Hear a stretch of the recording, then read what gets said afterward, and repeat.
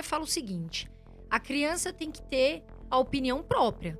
Tem que sentir e ter opinião própria. Agora, não é meio esquisito também a lei falar o seguinte: olha, o adolescente não pode se responsabilizar pelos crimes que ele faz. Presente em crianças com 4 e 5 anos de idade, que às vezes se olham no espelho e não se reconhecem com o seu sexo biológico. Tá, mãe. Aí eu vou perguntar para Amanda. Ela pergunta e responde. Entrevistada. Por exemplo, uma criança de 6, 7, 8 anos, 10 anos de idade comete um assassinato, um homicídio.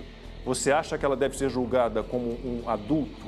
Ela deve ser julgada e condenada e pagar uma pena como adulto? Não, claro que não. Por que não?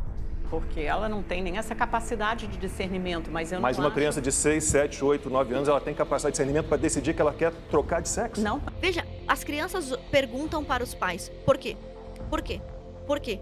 Elas não querem opinar, elas querem aprender. Com certeza. Durante os 12 primeiros anos da vida da criança, é um período mais rico. Olha, o professor e pediatra José Martins Filho escreveu um livro maravilhoso chamado A Criança Terceirizada. Ele é ex-reitor da Unicamp. É um cara reconhecido internacionalmente. Então ele diz o seguinte: os primeiros 1000 dias da criança, os primeiros 3 anos, são os mais importantes. Durante esse tempo, o nosso cérebro, os nossos neurônios vão sendo assassinados. Eles vão murchando. Então, quanto mais estímulo você der, que é o tempo que a criança deveria ficar com a mãe, né? Esses primeiros anos. Quanto mais estímulo você der, menos você impede que os neurônios morram, porque depois que eles morrem, se foi. Então, a criança, ela está numa fase extremamente frutífera, mas essas fases, elas têm etapas. E a primeira etapa da criança é a cópia. Como é que a criança aprende a andar? Refletindo sobre andar, pensamento crítico sobre caminhar. Como ela aprende a falar? Como ela aprende a comer? A minha filha, ela pega tudo que tá no chão e bota na boca, porque toda vez que ela vê um adulto comendo, o adulto tá colocando coisas na boca. Eu não posso sentar com a minha filha e dizer: minha filha, não introduza coisa na sua boca, porque ela tem 1 ano, ela não vai entender. Com 5 anos, com 6, como é que você alfabetiza uma criança? Ela decora as letras. Você não chega no pensamento crítico do seu filho e fala: meu filho, por que você acha que o O é redondo e o A é um triângulo? Não, você ensina. Tabuada, tem que decorar a tabuada, os números, tem que decorar o que é uma subtração.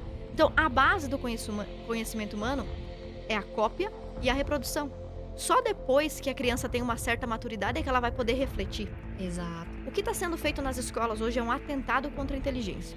Tanto é assim que, pela primeira vez na história da humanidade, há registro de que o QI dos filhos é inferior ao QI dos pais. Então, a gente tem uma geração de adolescentes e jovens com diploma, que seus pais não tiveram. Então, um grande número de pessoas que foram primeira geração da família que foi para a universidade, que teve um diploma de qualquer coisa, porém a geração mais burra do que seus pais, que nem diploma tiveram. Como é que esse QI caiu desse jeito? Uma inversão total do que deveria ser a pedagogia. Então a gente precisa entender que nessa primeira infância existe todo um progresso biológico, psicológico, né, e o social.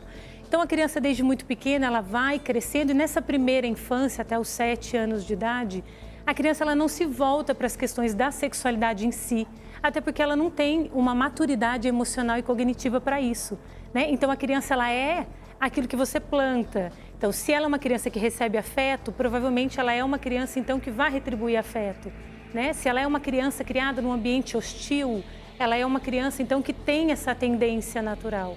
Então a gente precisa entender que existe um progresso, que não é assim do nada, né? De repente. Então tem esse caminhar, esse tempo que exige, né? Para esse desenvolvimento então emocional, cognitivo da criança. A mesma esquerda que diz que o menor infrator não pode responder pelos seus atos, também apresenta projetos como um que, se não me falha a memória, foi apresentado pela Érica Cocai, um projeto de lei que diz que crianças menores de idade poderiam solicitar ao serviço público mudança de sexo à revelia da autorização dos seus pais. Ou eu posso me mutilar, a ideologia de gênero, a teoria de gênero nega o determinismo biológico e, no caso mais grave, nega até a influência biológica, como se o dado biológico fosse irrelevante. Agora, neste caso, você nasceu negro, você pode ser um trans branco? Algumas coisas não podem ser modificadas. Tem muito a ver o papel da mulher, o papel do homem no casamento, que o feminismo contesta diretamente, não é mais mentira, não é mais escondido isso. Por exemplo, Monique Wittig escreveu um livro chamado O Corpo Lésbico. Já existe um grande movimento dentro do movimento feminista que defende que a mulher ideal é a mulher lésbica. Então, a gente também tem a Judith Butler, que defende que não existe nem homem nem mulher, que tudo é uma questão de performance. Então, já a ideologia de gênero, que já é uma alternativa para os adultos, agora ela está sendo apresentada também como uma aplicação para as crianças. Na lição deste trimestre, estaremos estudando sobre a linguagem bíblica para os dias atuais de combate a narrativas e patrulhamento ideológico. Portanto, deixará o varão, o seu pai e a sua mãe, e apegar-se-á à sua mulher, e ambos serão uma carne. Gênesis capítulo 2, versículo 24. Neste terceiro trimestre de 2023, o estudo aborda o tema da relação entre a Igreja de Cristo e o Império do Mal. Explora-se como viver em um mundo dominado pelo espírito da Babilônia, onde ocorrem embates entre a Igreja e este mundo. A analogia é feita entre a Igreja como um corpo estranho no mundo, sujeito a ataques, assim como organismos combatem elementos estranhos, como bactérias, vírus e protozoários. A Igreja é vista como o corpo de Cristo, contrastando com o mundo considerado maligno, representando o império da morte e do pecado. A Igreja, por sua vez, é associada à vida e à salvação do pecado, resultando em uma oposição e combate contínuo. O texto enfatiza a importância de compreender como viver neste mundo sob essas circunstâncias, e esta lição em particular é uma análise das distorções e deformações que o mundo promove em relação à sexualidade. São mencionadas 3 lições anteriores e uma futura sobre o tema, discutindo a distorção da sexualidade, o papel do homem e da mulher. A lição atual é sobre a ideologia de gênero e transgêneros, tratando das questões relacionadas à sexualidade, relacionadas à diversidade sexual. É mencionada a contraposição entre essa ideologia e os princípios da Igreja, baseados na Palavra de Deus. Com base neste contexto atual, será importante darmos ênfase na iminência da volta de Jesus e a necessidade de um viver santo. A lição aborda a relevância das questões relacionadas ao corpo humano, sexualidade e identidade de gênero nos dias atuais, e critica o surgimento de uma ortodoxia progressista que busca impor uma agenda desconstrucionista, negando aspectos biológicos e de fé e causando tensões identitárias. O texto destaca a motivação para discutir o tema, como a perda de empregos e isolamento de estudantes que não concordam com a agenda trans. Biblicamente, o texto enfatiza que os seres humanos possuem um sexo biológico determinado e heterossexual, como mencionado em Gênesis 2:24. Portanto, deixará o varão, seu pai e a sua mãe, e apegar-se à sua mulher, e ambos serão uma só carne. No entanto, a desconstrução de valores e a revolução sexual têm introduzido novas formas de sexualidade,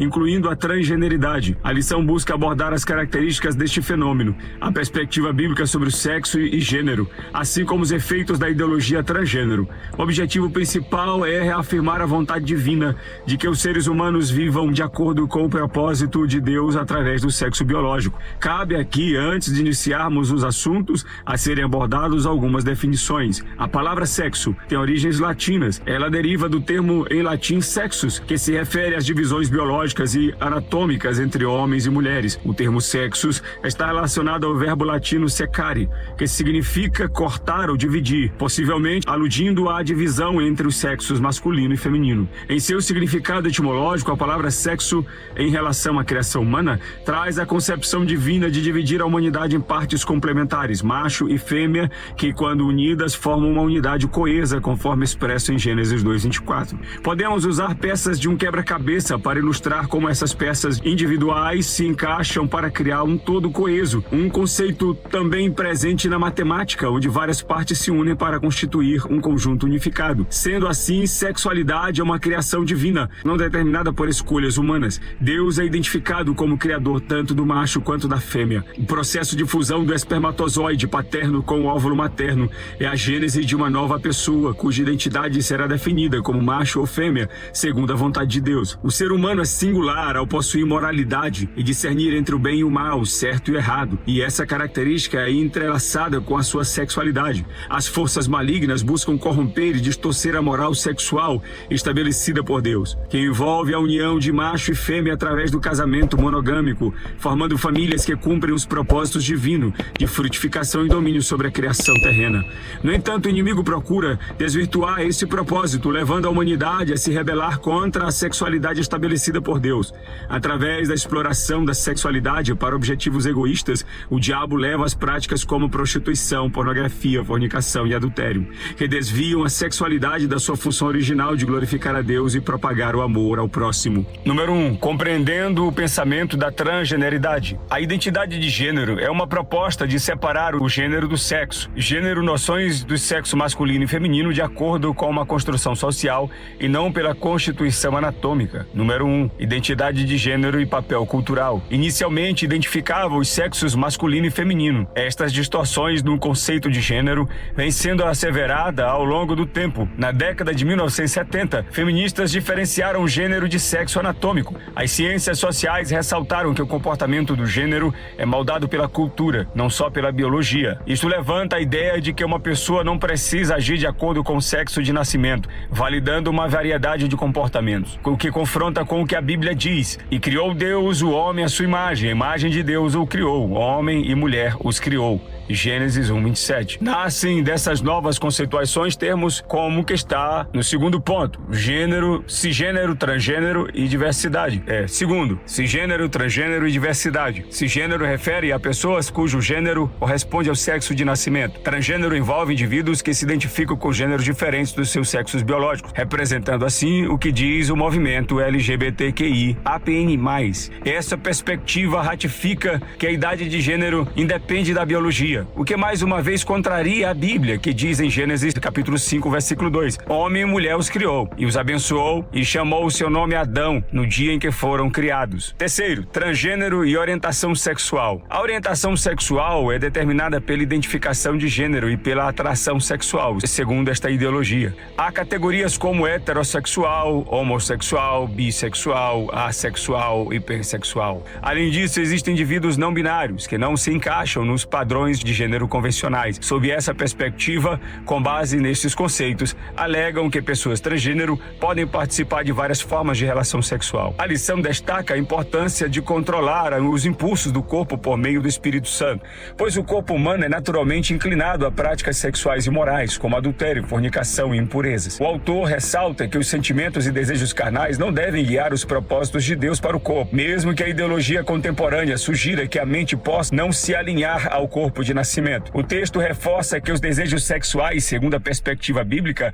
devem ser heterossexuais, onde homens sentem atração por mulheres e vice-versa. A identidade de gênero deve ser fundamentada na ideologia física dada por Deus, masculina ou feminina. Ele contrasta essa perspectiva com o ativismo das diversidades sexuais, que afirma que o corpo biológico não deve ser usado como referência para identidade de gênero ou escolhas morais. A Escritura Sagrada é citada para respaldar a compreensão tradicional de que a identidade de gênero se relaciona com o sexo biológico. A Bíblia ainda declara: mas por causa da fornicação, cada um tem a sua própria mulher e cada um tem o seu próprio marido. 1 Coríntios 7, versículo 2. E isso para asseverar que não podemos nos identificar mediante os nossos desejos carnais. E isto não se trata de escravidão moral, mas de preservação moral. O fenômeno da transgeneridade tem a ver com o questionamento da identidade de gênero. Número 2. Reafirmando a visão bíblica de gênero. Primeiro, constituição biológica. A Bíblia esclarece que o ser humano foi criado com uma constituição biológica específica. Ele foi formado do pó da terra e é constituído de corpo, espírito e alma. Deus criou o homem e a mulher definindo seu gênero geneticamente, como está escrito em Gênesis 1:27, Gênesis 2:7 e versículo 24.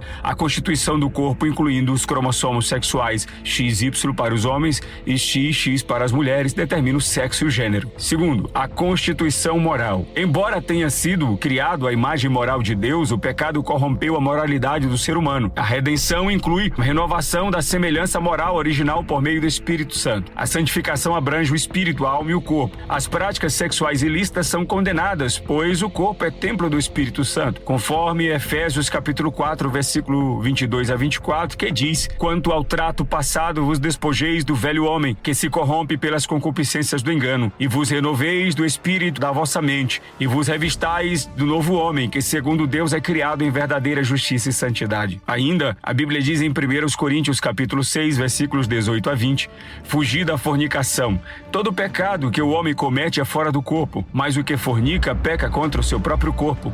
Ou não sabeis que o vosso corpo é templo do Espírito Santo que habita em vós, proveniente de Deus e que não sois de vós mesmos? Porque fostes comprados por bom preço, glorificai, pois, a Deus no vosso corpo e no vosso espírito, os quais pertencem a Deus. Terceiro, constituição da sexualidade. Deus criou o ser humano como macho e fêmea e instituiu a sexualidade. A união sexual entre homem e mulher, descrita como tornar-se uma só carne, é um propósito divino.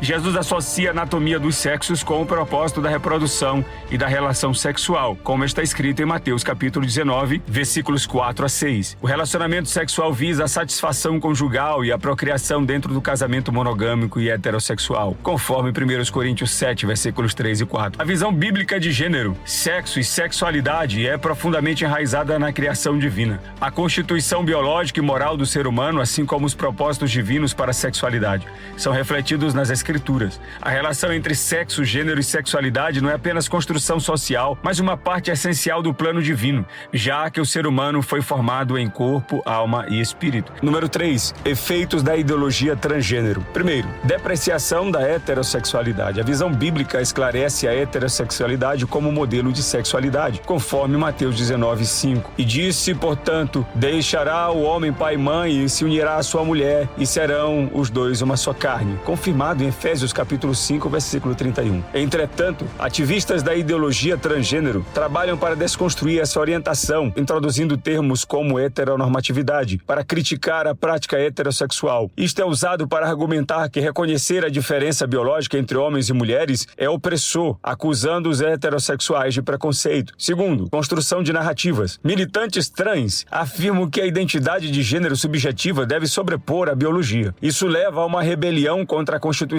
biológica, buscando soluções como terapia hormonal e cirurgias. A ideologia entra na educação e saúde pública, afetando crianças e adolescentes. Por outro lado, a Associação Americana de Pediatras declara que conflitos mente e corpo devem ser resolvidos alinhando gênero e sexo anatômico, e a ideia de estar preso no corpo errado carece de base científica. Terceiro, linguagem neutra. O movimento LGBTQI APN+, busca introduzir linguagem neutra ou não binária para incluir pessoas que não se identificam como masculinas ou femininas. Consideram a gramática normativa como machista, pretendendo substituir terminações de gênero. Na linguagem portuguesa, o masculino é usado como gênero para humanos. No entanto, a militância busca alterar a norma gramatical para atender à ideologia de gênero. A ideologia transgênero traz efeitos complexos na sociedade, incluindo a depreciação da heterossexualidade, construção de narrativas em conflito com a biologia e tentativas de reconfigurar a linguagem para atender às demandas da ideologia de gênero. A perspectiva bíblica sobre sexualidade e identidade de gênero é contrastante com essa ideologia e suas ramificações têm impacto em vários aspectos da vida contemporânea. Estamos vivendo uma transrealidade em todas as áreas da sociedade. Homens se sentem mulheres competindo em esportes com mulheres. Não é que já estamos disputando direitos entre homens e mulheres socialmente. Chegamos a um estágio mais crítico ainda, o de negar de que haja homens e mulheres. Este é o ápice da rebeldia do ser humano aos princípios bíblicos com respeito à sexualidade. Em suma, a presente lição enfatiza que o sexo, o gênero e a sexualidade são elementos fundamentais na constituição anatômica e fisiológica estabelecidas por Deus. Nas Escrituras, há somente duas categorias de gênero e anatomia sexual: masculino, macho, e feminino, fêmea. Gênesis 1:27. A criação foi considerada muito boa por Deus em Gênesis 1:31, e ele não errou ao instituir a sexualidade heterossexual para a humanidade. Portanto, ninguém nasce como uma predeterminação para se identificar como transgênero. Embora a cultura possa mudar, a palavra de Deus permanece inalterável, conforme Mateus 24:35. O céu e a terra passarão, mas as minhas palavras não hão de passar.